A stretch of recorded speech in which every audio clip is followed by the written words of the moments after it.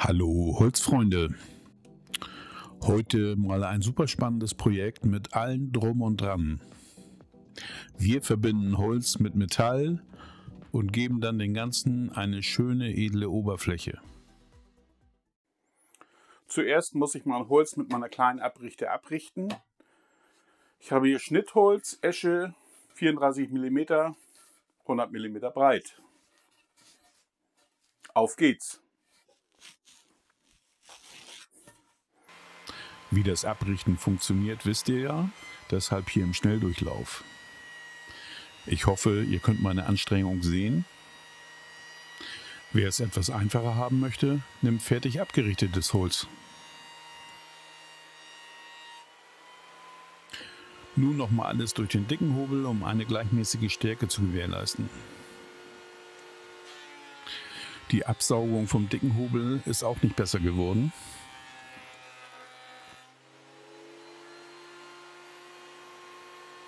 Eine Zeichnung mit allen Maßen bekommt ihr natürlich wieder auf meiner Internetseite kostenlos zum Download.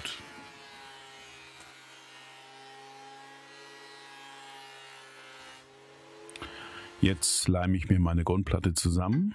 Das mache ich mit Hilfe von Flachdübeln. Das ist für mich die kostengünstigste und einfachste Art, Werkstücke zu verbinden, ohne dass sie sich in der Höhe verschieben. Erst einmal zeichne ich die Position der Flachdübel an.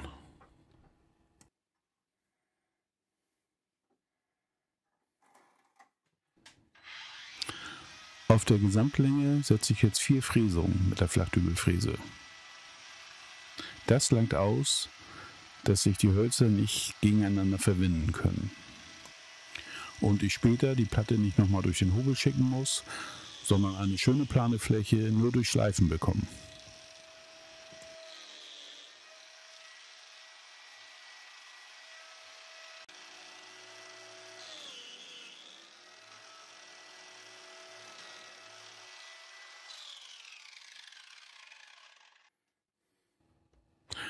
Nun verleime ich die Hölzer mit Hilfe der Flachdübel zu einer Platte.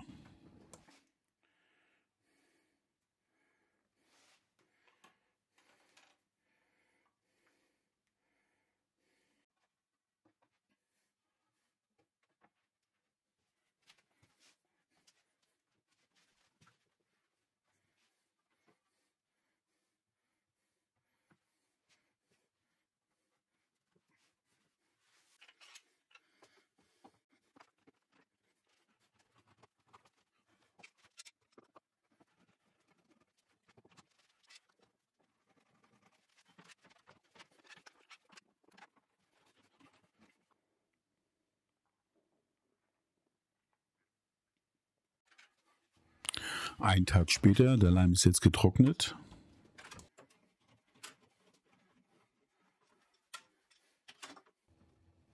Gehört das natürlich auch dazu, die Überstände vom Leim abkratzen und anschließend die Platte schleifen.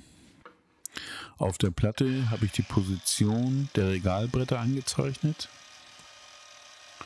und setze jetzt für jedes Regalbrett auch nochmal 2 Dübelfräsungen.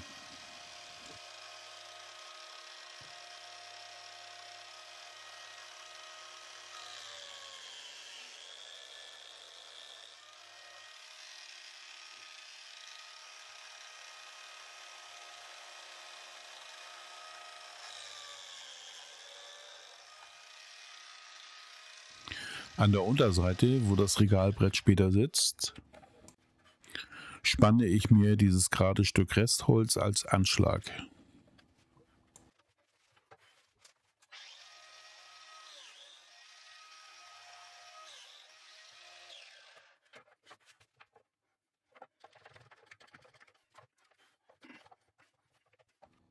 So sieht die Platte jetzt aus, jeweils 2 Fräsungen für die 8 Regalbretter.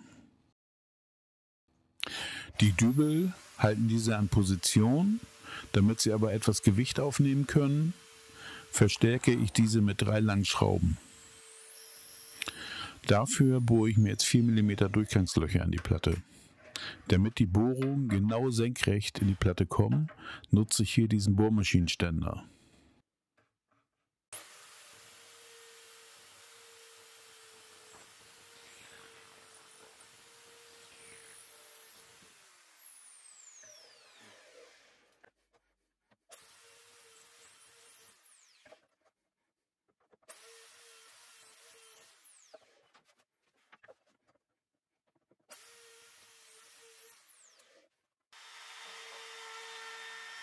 Am Ende bekommt die Platte noch einen schönen Radius an allen Kanten.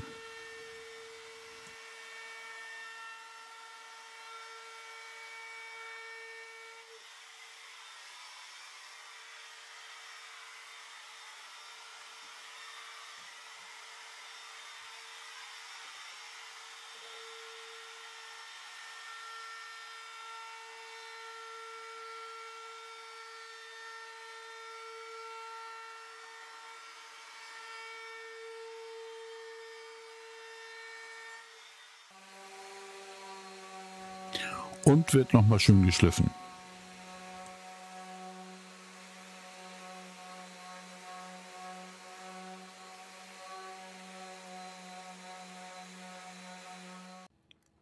Jetzt geht es an die Fertigung der Regalbretter. Die formatiere ich jetzt in die richtige Breite und Länge.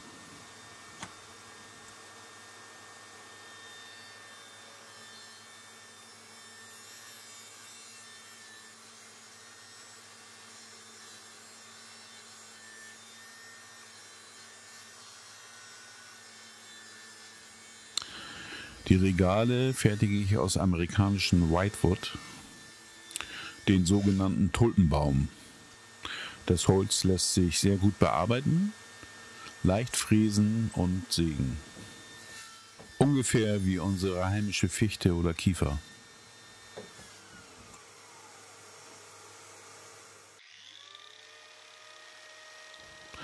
Nun bekommen die Regalbretter auch ihre Flachdübelfräsung. Da habe ich mir auch Ober- und Unterseite markiert.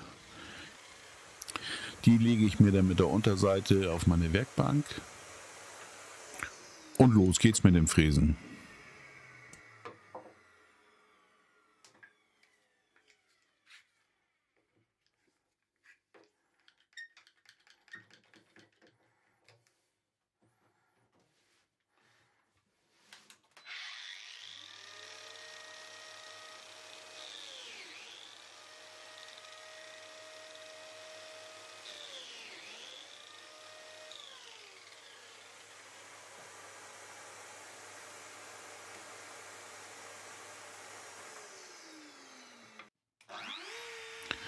Mit meinem selbstgebauten Frästisch fräse ich jetzt von der Oberseite eine Radiusnut.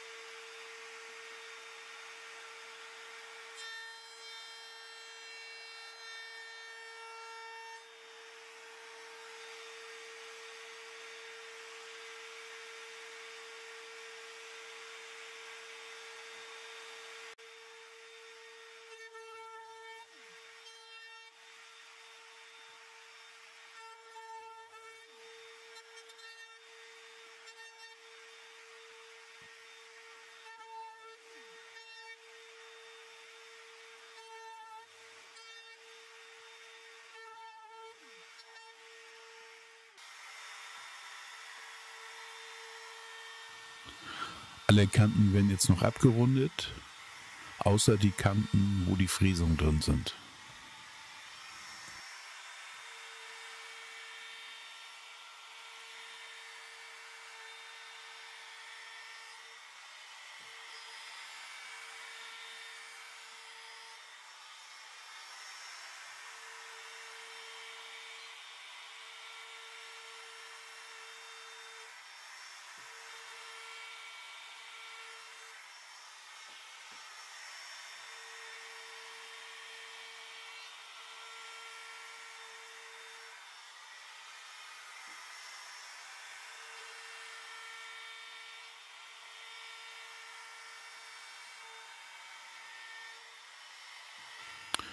So sehen alle Regalbretter jetzt aus. Nun bekommen Sie alle noch 2 Bohrungen von der Vorderseite. Wofür, zeige ich euch später.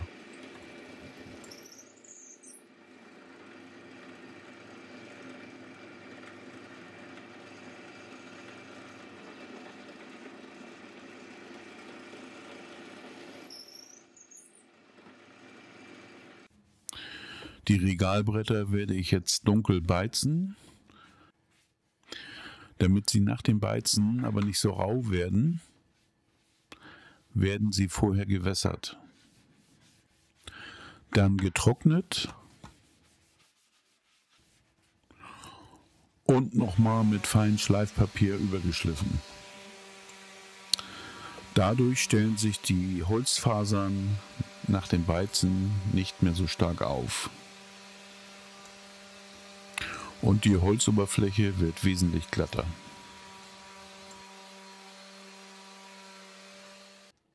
Für das Beizen nehme ich eine auf Wasser basierende Holzbeize mit dem Farbton Schwarz. Handschuhe beim Beizen nicht vergessen und los geht's. Ich trage hier die Beize mit einem Pinsel auf, noch besser geht's aber mit einem Schwamm. Das Beizen selber gibt dem Holz einen natürlichen Look. Die Maserung kommt durch und bleibt erhalten und sieht natürlich aus.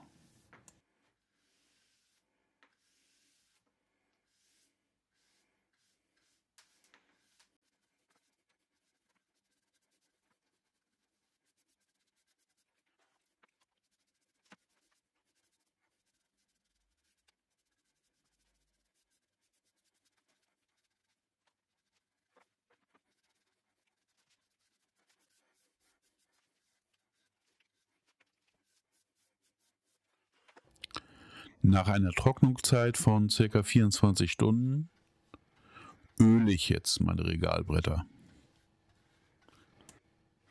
Viele sagen ja, gebeizte Hölzer kann man nicht ölen, aber hier beweise ich euch das Gegenteil. Es funktioniert einwandfrei. Liegt wahrscheinlich auch an der Beize. Da solltet ihr die Verarbeitungshinweise beachten. Zum Ölen nehme ich hier ganz normales Leinöl. Die Rückseite, wo das Regalbrett befestigt wird oder nachher angeleimt wird, habe ich mir abgeklebt.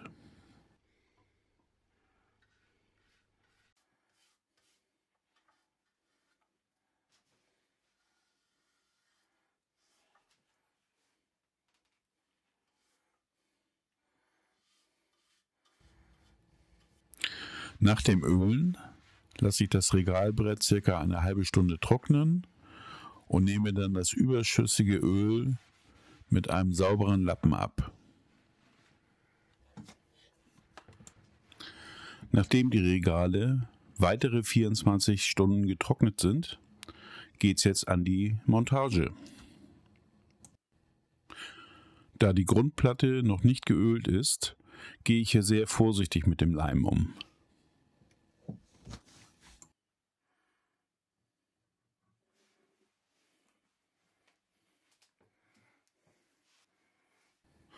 Für die Montage nutze ich hier Flachdübel der Größe 10.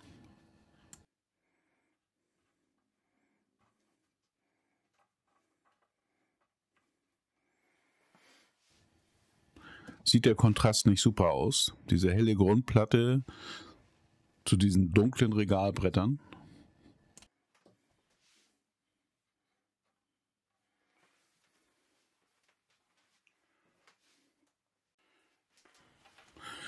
Mit 3 55er Schrauben werden die Regalbretter jetzt von der Rückseite festgeschraubt. Das gibt auf jeden Fall Halt für die Regalbretter. Ein Vorteil von Whitewood ist auch, dass es trotz Nicht-Vorbohren nicht reißt. Da könnt ihr ja ohne Probleme ins Volle schrauben.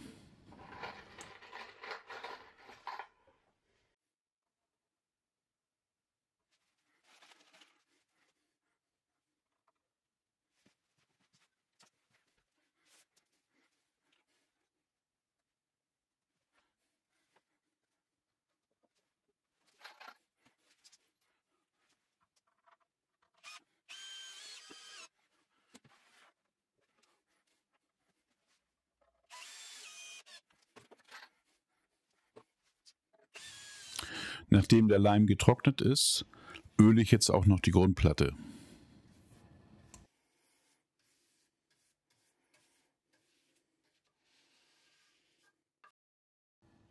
Als Rausfallschutz benutze ich hier ganz normale Möbelgriffe in Goldfarben. Die gibt es für schmales Geld und sehen wirklich gut aus. Dafür sind auch unsere beiden Bohrungen an der Vorderseite gedacht.